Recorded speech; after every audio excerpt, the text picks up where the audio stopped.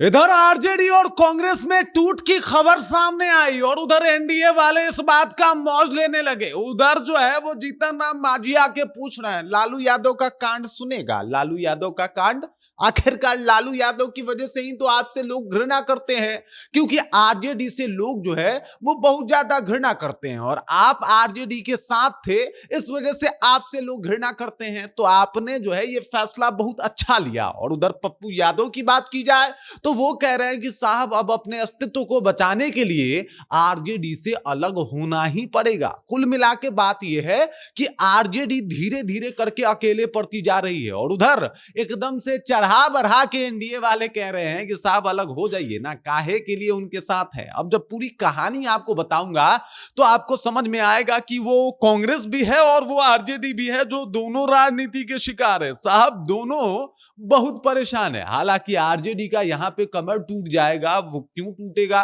कांग्रेस क्यों अपना रास्ता अलग इख्तियार कर रही है, आखिरकार पप्पू यादव सामने से आके क्यों कह रहे हैं कि साहब अब तो अलग होना ही पड़ेगा, पूरी जानकारी आप तक पहुंचाएंगे। लेकिन उससे पहले मेरा परिचय जान लीजिए। मेरा नाम है रजत और आप जनता जंक्शन देख रहे हैं। सब कुछ शुरू होता है दिल्ली में, एक मीटिंग होती है। दिल्ली के इस मीटिंग में जो है वो तमाम कांग्रेस के जो लोग हैं, जो विधायक हैं, एमएलसी हैं, सांसद हैं, वो राहुल गांधी और मल्लिकार्जुन खड़गे से मिलते हैं। वहां पे राहुल गांधी बातचीत करते हैं और बताते हैं कि साहब देखो बात ऐसा है कि अगर आपको रहना है तो हमारे साथ रहिए, लेकिन अगर आपको दूरी बनानी है तो बता दीजिए, हम आपको जाने देंगे। लेकिन सवाल यह है, उनसे पूछा जाता है कि ये कांग्रेस का ये हाल क्यों हो गया, तो इसके ऊपर विधायकों का कहना है कि देखिए टिकट बंटवारे में कुछ गड़बड़ी हुई, कुछ टेक्निकल फॉल्ट भी था, लेकिन एक और बड़ा मुद्दा है और वो है आरजेडी के साथ गठबंधन।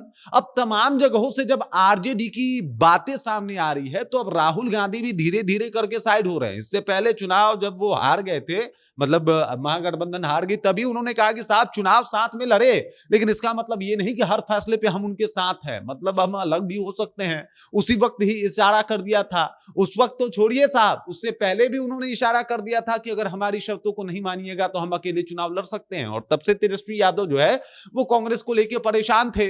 अब देखिए कांग्रेस जो है वो अपना अलग ही सुर जो है वो एकदम से निकाल रहा है कि भाई हम अलग हो जाएंगे। पप्पू यादव साफ तौर पे कह रहे हैं कि आरजेडी से अलग होना ही कांग्रेस के पास मात्र एक ऑप्शन है। अगर आपको अपना वजूद तलाशना है तो उसके लिए आपको जो आपका एक वो कहा जाता है ना कंफर्ट जोन, जो बिहार में आपने कंफर्ट जोन बना लिया है, आरजेडी के साथ लड़ेंगे, 2-4 विधायक जीत जाएंगे, उतने में खुश हो जाएंगे, तो उस कंफर्ट जोन का त्याग करना पड़ेगा। पप्पू यादव बड़ी जिम्मेदारी, बड़ी भूमिका में नजर आ रहे हैं यहाँ पे कांग्रेस में, मतलब कांग्रेस उनको बड़ी जिम्मेदारी बिहार में दे सकती है। राहुल गांधी भी जो है वो एकदम से तुलना कर रहे हैं कि भाई नेता हो तो पप्पू यादव जैसा काम वैसे ही करना पड़ेगा आप लोगों को बिहार में।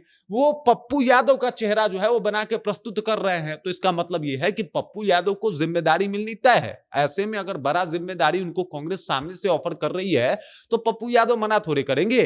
और ये तभी हो सकता है जब वो आरजेडी से अलग हो जाएं, क्योंकि आरजेडी के साथ रह के तेजस्वी यादव ये काम होने नहीं देंगे।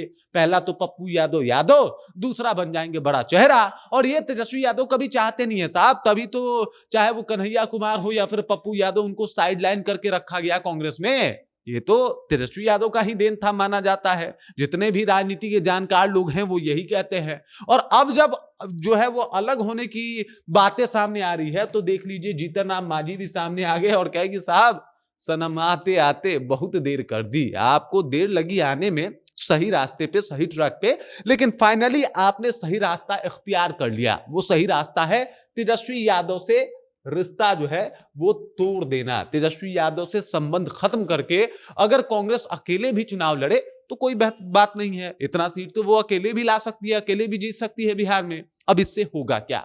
इससे होगा ये कि आरजेडी जो है वो कमजोर हो जाएगी, मुसलमानों के पास एक और ऑप्शन चला जाएगा। दलितों की बात कर रहे हैं राहुल गांधी, तो दलितों के वोट बैंक में भी बंटवारा हो जाएगा। और पप्पू यादव अगर उनके पास वो चेहरा है तो यादव वोट भी अपने पास लाना चाहती है।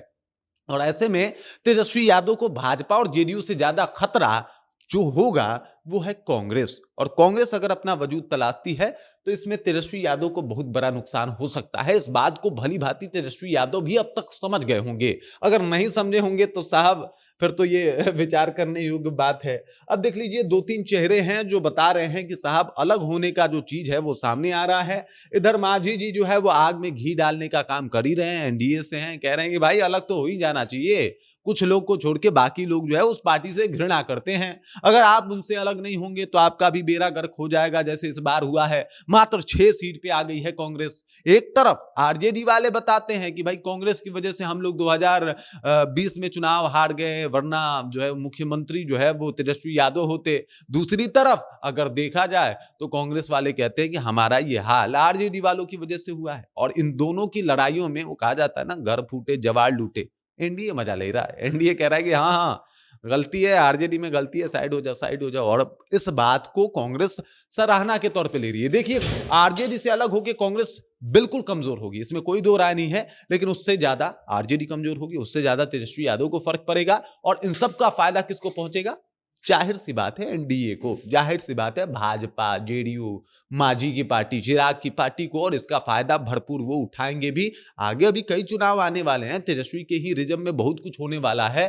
तो ऐसे में तेजस्वी यादव कमबैक कैसे करेंगे, बड़ी समस्या उनके सामने आन पड़ी है। बाकी इस खबर, इस जानकारी को लेकर आप क्या सोचते हैं, आपके जहन में क्या कुछ चल रहा है, कमेंट कीजिए, अपना विचार हम तक पहुंचा दीजिए। बाकी आप देख रहे हैं जनता जंक्शन और मेरा नाम रजत है।